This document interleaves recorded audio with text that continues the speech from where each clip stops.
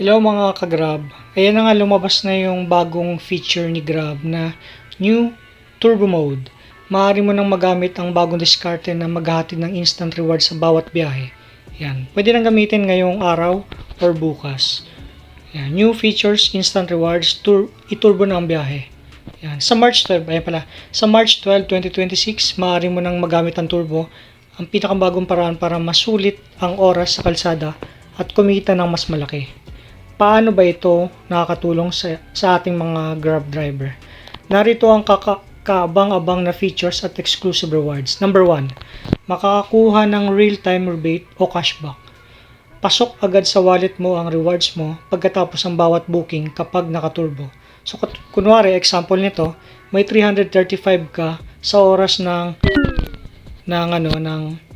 turbo mode. Meron ka na kagad, kunwari 335. Yan, may 13 pesos ka. So, kung bawat turbo mode mo, may ganyan. May nakalagay na presyo talaga na yun nga, sabi nga doon 4%. So, number 2, maging updated sa high demand areas gamit ang ride guide, stay nudges or nudge. Nais ng tips sa biyahe, may stay nudge para makapili ka ng lugar na posibleng may mga bookings. Sabi dito sa example, higher chance of bookings here than elsewhere. Wait for about 3 to 5 minutes. So, maghihintay ka lang sa lugar na yan, huwag ka lalabas sa naka-highlight na sa mapa. Yan. Pwede, malaki yung chance na magka-booking ka. So, number 3, sulit ang effort sa kalsada kasama ang ride guide guarantee. Makakatanggap ng karampatang token kapalit sa oras mo.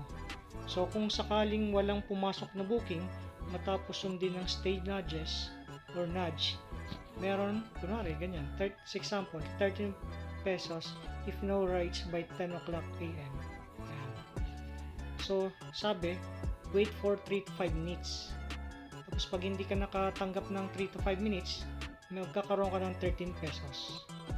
So hindi na lugi, no? So kunwari kumain ka lang, pinapahintay ka, pwede kang kumain. So after 3 to 5 minutes or after 10 o'clock a.m. kung anumang oras yun, magkakaroon ka ng 13 pesos without hindi ka tumatakbo or may 13 pesos ka. So, number 4, pumili ng iyong preferred areas para makatanggap ng booking papunta sa nais mong lugar. Kumumpleto lang ng 4 turbo online hours para maging eligible dito. Magagamit ito ng 2 beses sa isang araw. So, 2 beses mo magagamit yung 4 turbo online hours or turbo mode.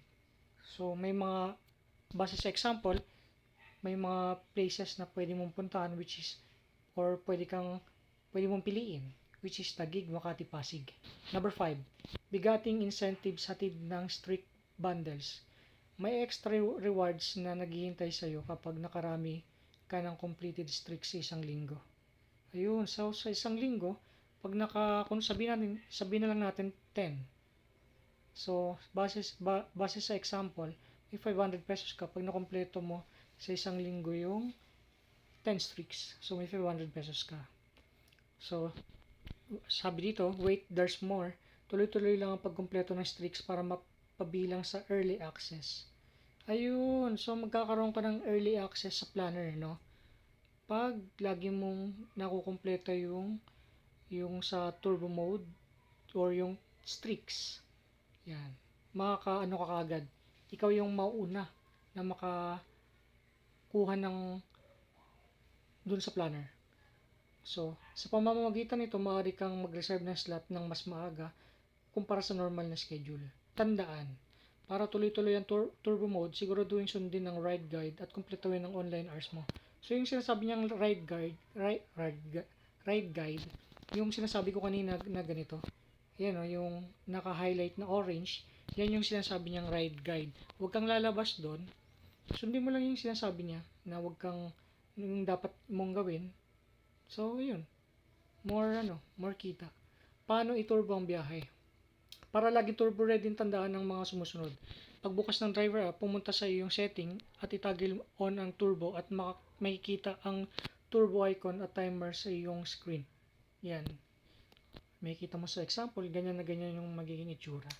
Kumpletuhin ang 30-minute warm-up time para maging eligible sa turbo features at rewards. So, kailangan mo mag-online ng 30 minute para maging eligible ka sa turbo mode. So, kunwari, nagbukas ka na, alis ka na sa bahay or kung saan place ka man, kailangan mo munang kumpletuhin yung 30 minute bago mo magamit yung turbo mode or turbo beta. Yan. Tuloy-tuloy lang sa pagbiyahe at manatiling online para makuha ang exclusive turbo bonus at rewards. Dagdag na impormasyon. Anong mangyayari kung natoggle off ko ang turbo? Yan. Makakatanggap ka pa rin ng bookings pero hindi magagamit ang features ng turbo at hindi mo makukuha ang mga rewards nito. Paano kung nais kong mag-break mula sa turbo? Ang iyong turbo session ay mare-restart at kailangan mo ulit kumpletuhin ang 30-minute rule niya, warm-up time. Anong klaseng bookings ang pasok sa turbo real-time rebate o cashback? Lahat ng bookings ay kasama rito basta matapos ang 30-minute warm-up period. Yun. Lahat ng bookings, basta sa 30 minutes na yun, online ka, tuloy-tuloy yung biyahe mo, pasok ka dun. Paano makukuha ang ride guide guarantee? Makakatanggap ng karampatang token kapalit sa oras mo kung sakaling walang pumasok na booking matapos sundin ang stay nudge. Yun. So, kunwari wala kang nakuwang booking, alam mo na, may makukuha kang token or cash na diretso dun sa wallet mo. Maaari ba akong ma-pause sa paggamit ng turbo? Paano? Maaari kang ma-pause turbo kung labis ang pag-cancel ng booking at patuloy na hindi pagpansin sa stay nudge mula sa ride guide. So, sundin mo lang yung rule, huwag mag-cancel as usual. Ayun, magiging okay ang lahat. Hindi ka mapopause. Para sa ibang katanungan at detalye, panoorin ang training video. Panoorin mo lang yung training video ni Grab pag may mga question mark pa sa isip mo. At pwede ka rin pumunta sa help center article. May mga information doon about sa turbo mode. So, ayan. Sabi niya, excited ka na ba ka-Grab o i-turbo na ang biyahe? So, ano mas maganda para sa inyo? Yung 10 pesos na per ride pag nakompleto mo yung 420 to 470 rides per month o yung mga ganitong bagong pakulo ni Grab na planner. Anong mas gusto nyo? Lalo na sa panahon ngayon, tumataas yung crudo, no? Lalo na sa mga diesel, 80 pesos, 90 pesos na. Sa gas, 60 to 70 pesos na So, anong mas gusto nyo? Comment down below lang.